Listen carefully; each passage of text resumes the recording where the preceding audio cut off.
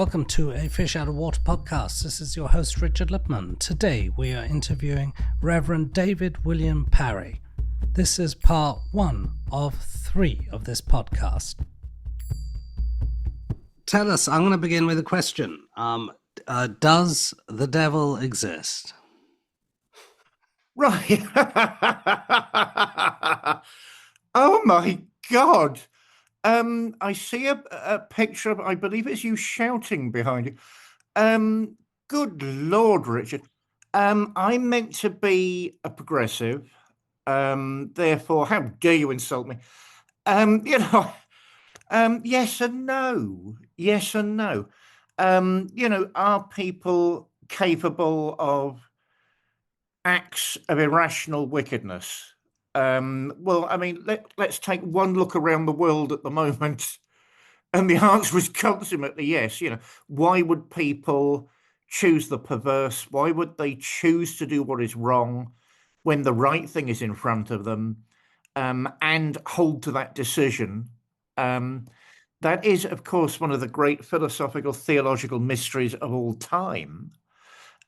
Certainly in ancient cultures, they believed there was an author of those particular impulses, those particular choices, which did not come from the divine. I'm tempted to say, yes, there's some sort of evil principle, at some lofty level or other. I don't like sort of operatic, demons running around the stages at the stage with horns and pitchforks. And, it must be something awfully more serious than that. I rather like sort of Thomas Aquinas's view, the great Roman Catholic architect of medieval theology, and a lot since, where, evil is a falling away from what is good. Therefore, if there is an entity like that, and if that entity was close to the divine, which cannot by definition really be pinned down, we know certain things nevertheless. That source of all life and being is good, it's beautiful, it's true. Therefore, if evil is a falling away from all of that, we have this terrible notion of something lacking goodness, lacking beauty, lacking truth, and descending ever more into the grossly and inhumanely irrational, perverse, and wicked. So yes, I'm tempted to say, it depends on different parts of my career whether I say yes or no to that, and normally it's in the middle. I'd say after recent events in world history, I'm tempting much more towards the fact of a yes somewhere or other, although in no way, of course, does that ever rival the divine principle. I mean, by definition, it couldn't. How about that for a nicely evasive answer, Richard? Yes, David, that's interesting. Where in the Bible can we find examples of wickedness? Are there specific places? I mean, I think the Bible is an incredibly misunderstood book, by which I mean the Hebrew scriptures as well as the Christian scriptures. I don't like fudging the issue of its. I think American evangelicals like fudging it, and therefore, with respect to them, don't really do justice to either. The story of Israel itself, the story of Judaism, is the Old Testament, and it must be taken not only as history, but philosophy, as psychology, as poetry. Therefore, I think if we're going to really value the texts in the way that they're supposed to be, I don't really like that. I mean, so you could say, the Old Testament is the story of a people, a nation, a way of responding to the environment, to the cosmos, whereas the Greek New Testament is really the story of a human being caught in that predicament and what happened then. Certainly there are examples of moral wickedness all the way through. There are examples of things going sadly wrong, and therefore no one's clearly to blame. I mean, every now and again, the evil spirit does turn up, but more or less as an accuser in the great assize of the Almighty, the prosecuting lawyer that will produce all the things that you did wrong on the great day of judgment, and you, of course, have the defense lawyer, either as the prophets or as the Messiah, depending on what angle you're coming from, who will then give the case for the defense. Is that a simple notion? By no means would I say that. I think that is highly complex. Certainly, you have the notion of the morning star falling like lightning. I mean, that's mentioned in Isaiah. And sort of, if we look at the Greek New Testament, the temptation in the wilderness. But I think the minute you're dealing with sacred text, you're dealing with scripture, one can't really approach those things on the level of a novel or the level of a philosophical essay, because by definition and design, so many other levels were woven into that from the start, from the beginning, that really it's impossible to pin down. It can only be revealed century by century by century, to my mind, and unpacked and reinterpreted and visited afresh. And I think that's the beauty. Also, I do believe certain bits. I mean, we're not looking at anything like a Quran, no matter what that book is supposed to be.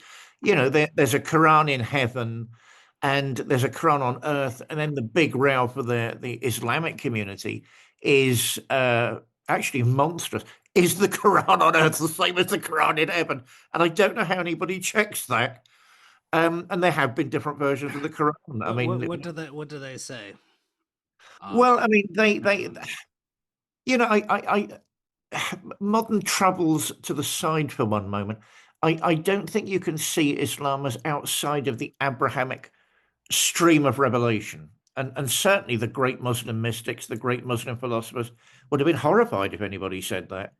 I mean, their view in the early days, so I'm not talking about recent politics and what happened, what has happened, around our ears recently. They would have seen it very much as the introduction of the laws of Abraham to that part of the world.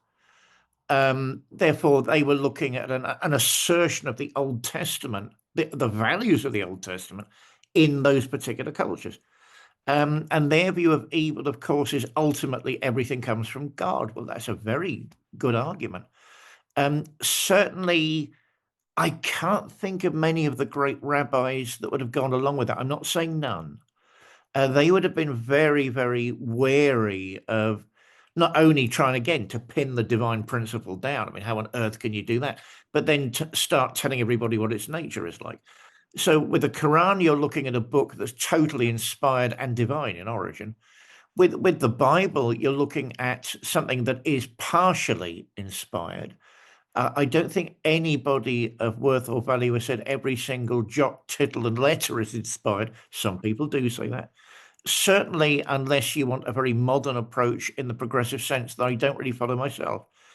There would be no inspiration at all. I think certain sections are inspired. So then we're looking at something else, parts of a text which are not simply of human origin. Well, where do you think the Bible comes from? There are the Dead Sea Scrolls found. Yeah. Is it possible that, I think, during the 6th century or the Romans decided to edit parts of the Bible for various reasons? One must never forget, do lepers ever change their spots? Do the political class ever change their reaction to the human condition? I doubt it.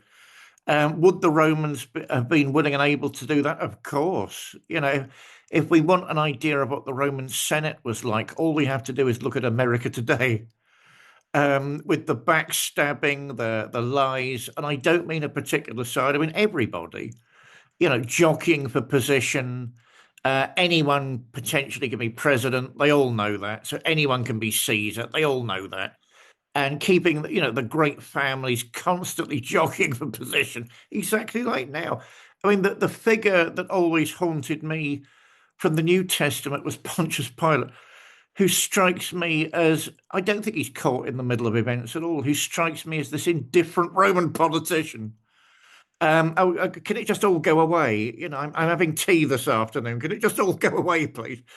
So that's a very modern character suddenly surfacing a long time ago. Yeah, but it happened before that, Richard. During the Babylonian captivity, I mean, there were, because there are traces of them, extra books, additional books to the Bible.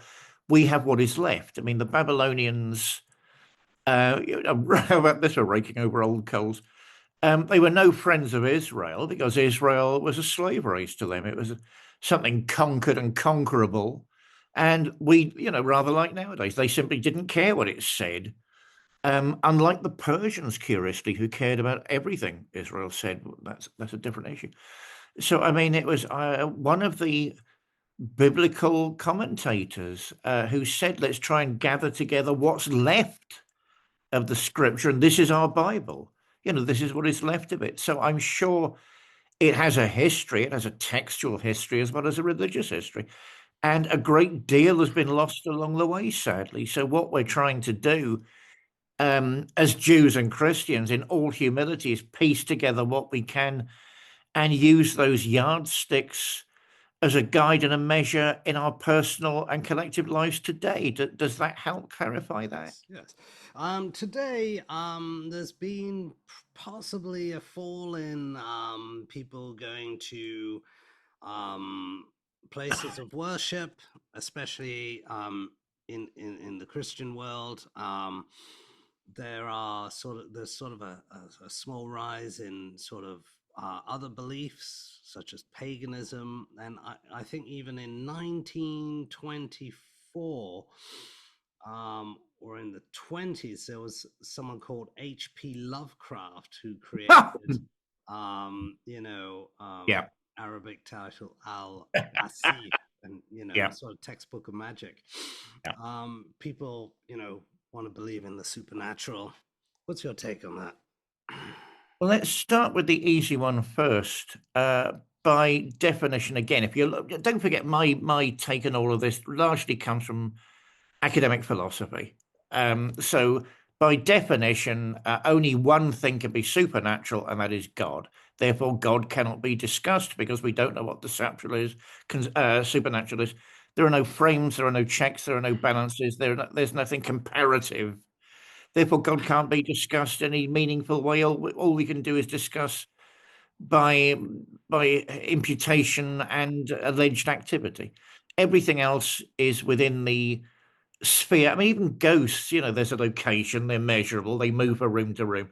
You can sort of pin certain things down on a locational and psychological level. I mean, by definition, a divine principle, you can't. I've no time for Lovecraft outside the world of literature. A better example is Aleister Crowley, who I think is awfully misunderstood. Was he a good boy? No. I mean, he's an Edwardian decadent. He doesn't want to be a good boy. You're looking at the time when basically Europe's going through a major upheaval in self-understanding. The time of the decadence in the arts. I mean, so Crowley's this sort of proto-Renaissance decadent. I love his paintings. I can't stand his poetry. One of my favorite stories is they were in a mystical group called the Hermetic Order of the Golden Dawn, him and quite a few notables from the period. W.B. Yeats was a member, and he showed some of his contemptible poetry to W.B. Yeats. And the story is Yeats went completely quiet and didn't know what to say. Surprise, surprise, the guy that's on his way to winning a Nobel Prize. But Crowley's not the type of person to be back-footed. So he said it was obviously clear jealousy that the man couldn't say anything. He's a much better example, I think, of a man seriously trying to introduce magical systems, whatever that means. Whereas I think Lovecraft is really, let's not be unfair to him. He's a novelist.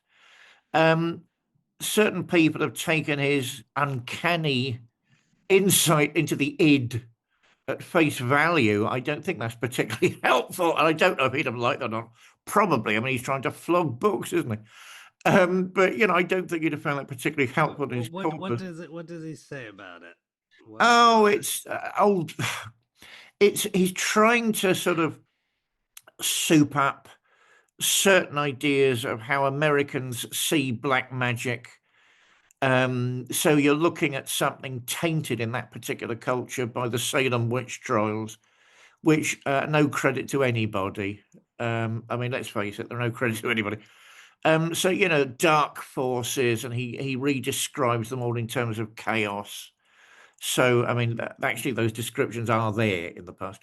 But, you know, that's one of the things that brought him to the reading public's attention. I mean, they were all published in fanzines back in the day. I mean, he didn't get a book deal. You know, scary Halloween stuff with various things, squids and what have you, and goats and all, you know, all the typical paraphernalia of a Gothic worldview, and done brilliantly in an American fashion. I think that's how it all sort of went forward. I mean, in terms of religious attendance, I've never really thought Britain or the British, and that includes all of us, were particularly religious at any point in history. I think we're very spiritual, curiously. You know, if people look at the amount of yoga classes and the amount of meditation sessions and the amount of New Age gatherings and get-togethers, then you see a very different picture. You see people really who've gone back to what the religious impulse was all about in the first place. How am I fitting into the cosmos around me?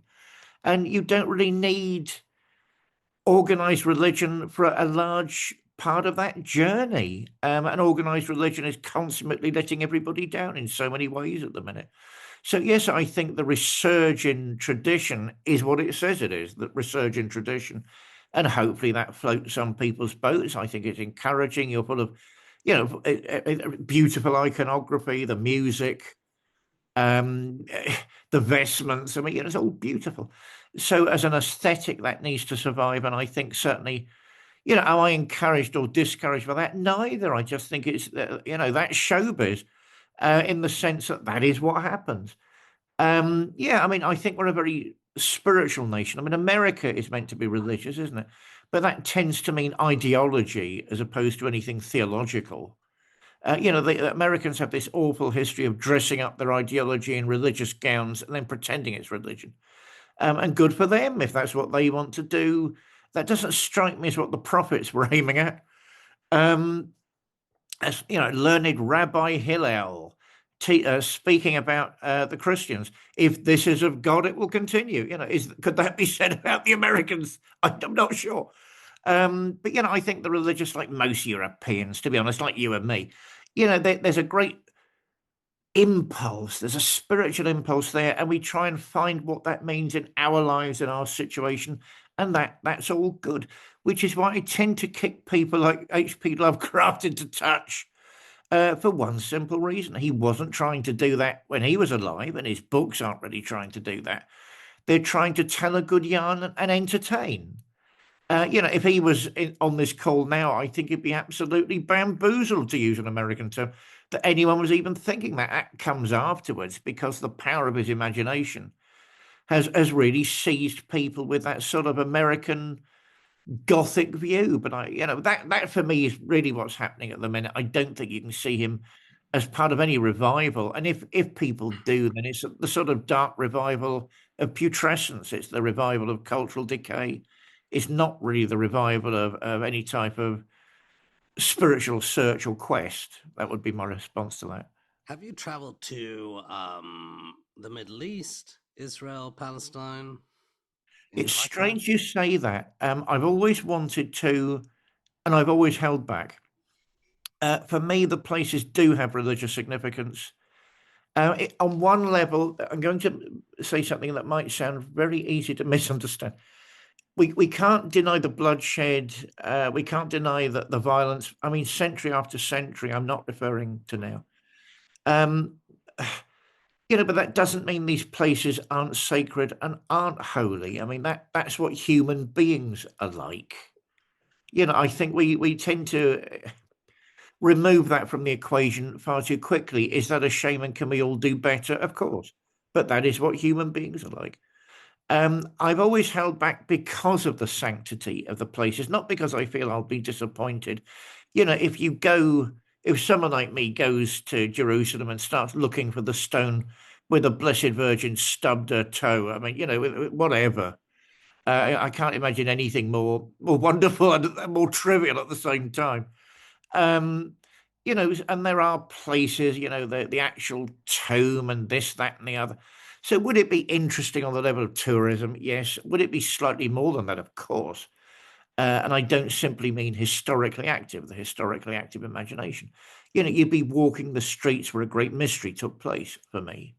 And even in terms of Judaism, you're walking the streets of the prophets, you're walking the streets of the Torah, you're walking the streets of where spiritual history is trying to touch humanity in a much more disclosure and revelatory way than maybe other cultures.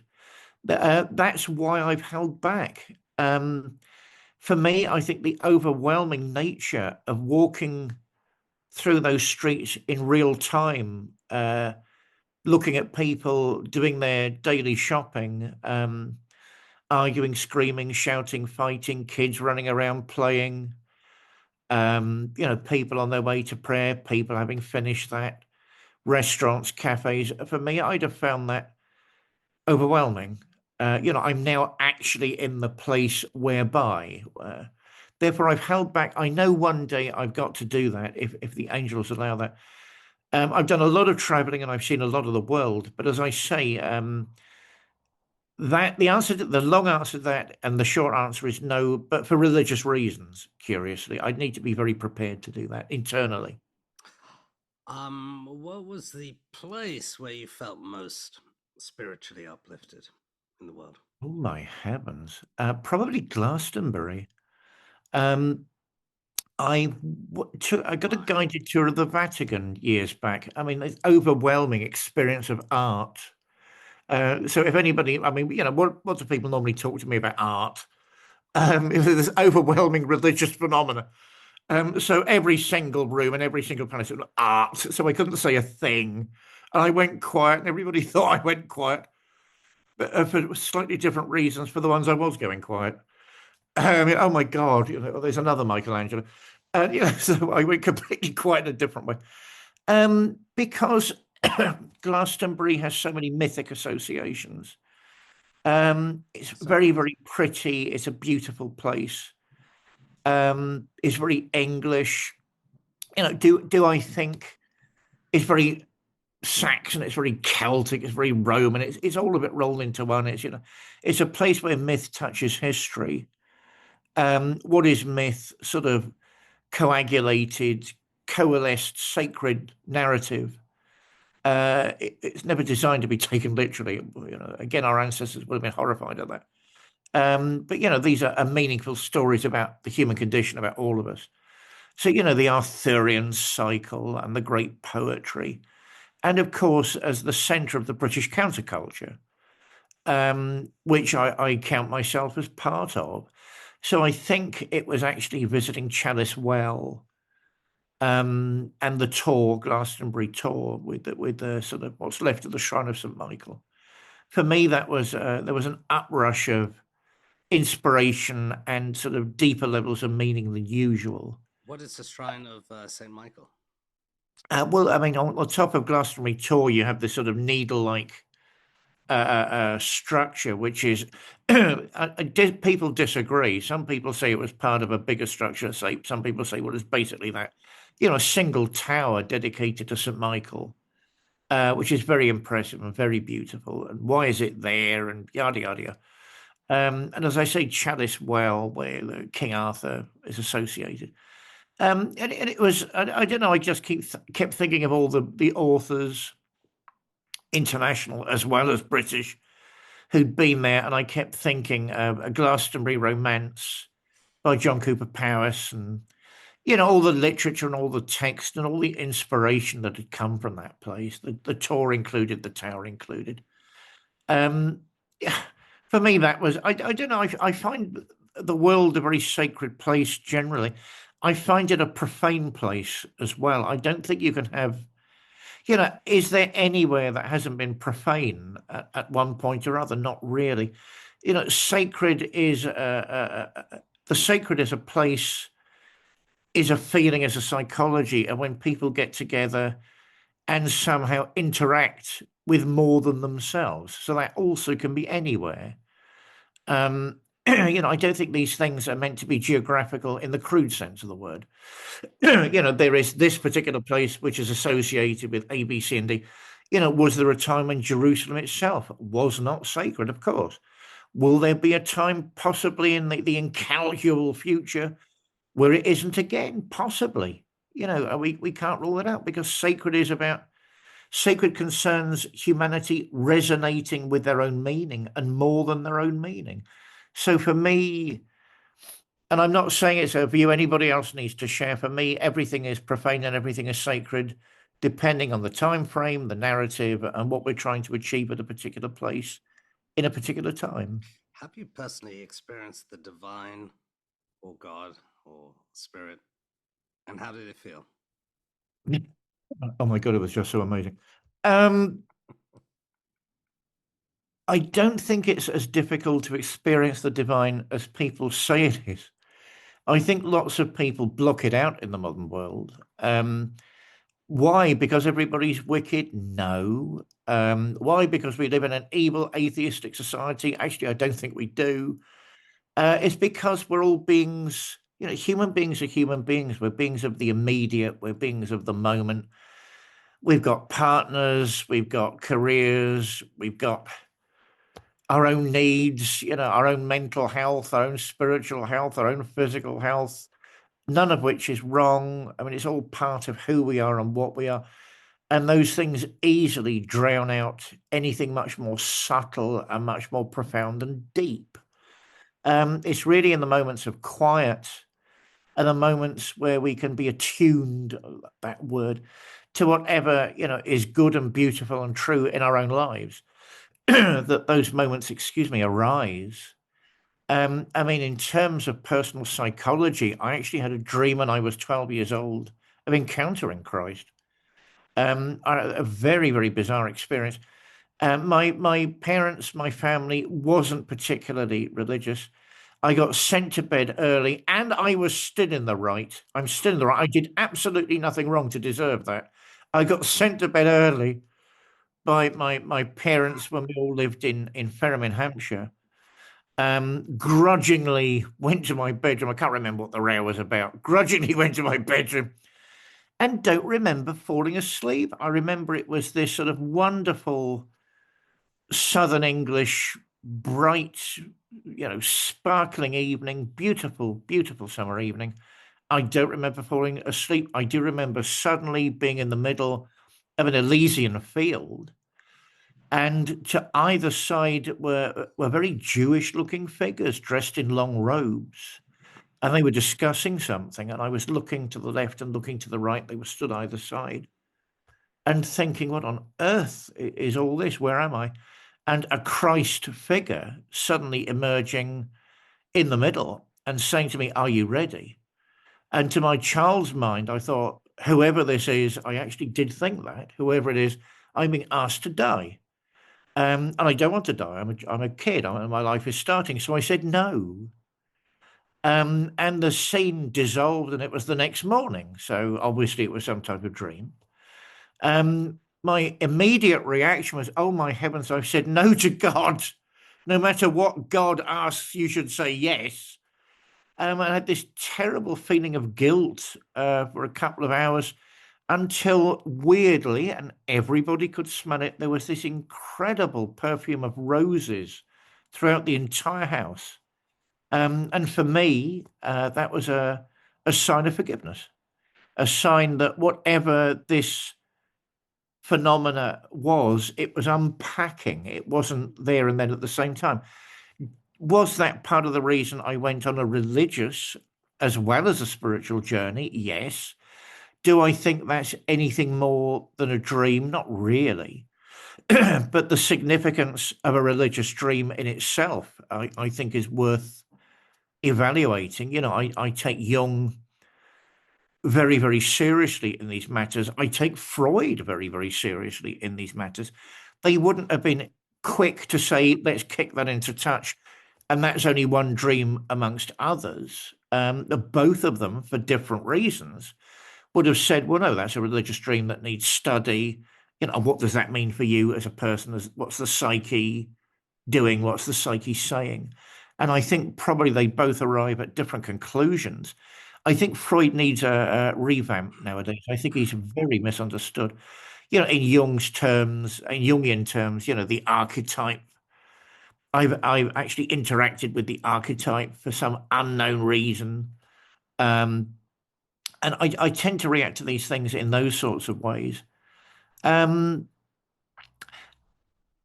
It's difficult not finding the presence of God in music. It's difficult not finding the presence of God for me in art, by which I mean paintings, poetry, the great works of literature. It's incredibly difficult for me not finding the direct presence of God in acts of kindness. I mean, the one thing I'd love any natural behaviorist to explain to me is an unpremeditated act of kindness. There's no biological value, there's no survival value, there's no need for it at all. And that somehow is overwhelmingly beautiful when someone does something kind to somebody else for no reason. That goes against rigid biological theories, and it says something about a different and deeper type of human nature. And the minute you're talking about those things, for me, you're on religious territory. I think some of the great psychologists, I tend to come to it all from that angle, Richard. They had a great deal to say about these things. And I think that journey and that quest and that narrative is really only just beginning. Why is secular psychology, if psychology has ever been secular, why is counseling secular if it's ever been secular? I'm thinking there are people like Carl Rogers, who ended up saying some of the most mystical things. I mean, it's all written in a very scientific language, but some of it's mind-blowingly mystical. People, like Moreno, Jacob L. Moreno, who's tantamount to a saint to me, who started drama therapy. Who actually confronted Freud at one point. I mean, Freud didn't want God concepts in the therapy room. He thought that was a real pain. You had to get beyond that. He interpreted that largely, and largely he's correct, as the client. I don't want to go down I don't want to say patient. The client holding back. So you're using religious language to hold back the analysis. And it was Jung that said, well, yeah, maybe, but not all the time. But I think it was Jacob L. Moreno, who I think was a Romanian Jew, who actually confronted Freud on this and said, but I will outlast you. I want every single God concept imaginable in the room, in the therapy room with me. I want to know what people are talking about. I want to know why they're talking about those things. And that strikes me as much more comprehensive. Is the divine everywhere? Yes, it's in this conversation. It's in friendship. It's in family relationships when they're viable and when they work. Let's not over-romanticize the family. It's in all the things that are good in human life, particularly for me, the moral when it's inexplicable, and goes against survival value, not because I'm trying to kick the sciences into touch. What a great blessing they are. But when they're clearly being shown something beyond their own limit, that's when I get particularly interested. Excuse me, again, not to diminish them, but to say, okay, where are we now? Where is all this leading? So that a sense of the sacred, Rudolf Otto and all of that, that's where I sort of, when my work, my personal witness tends to come into play. God, what a mouthful. Wow. What a mouthful, heavens. Thank you, David. Can I call you back in 10 minutes so we'll discuss your creative works? I'd be delighted, Richard. I'd be delighted. Give me a chance to have a sip of something. Of course. All right. Speak soon. Thank you. Speak soon. Thank you for listening to a Fish Out of Water podcast. This is your host, Richard Lipman. Should you have any questions, comments, or suggestions, please get in touch.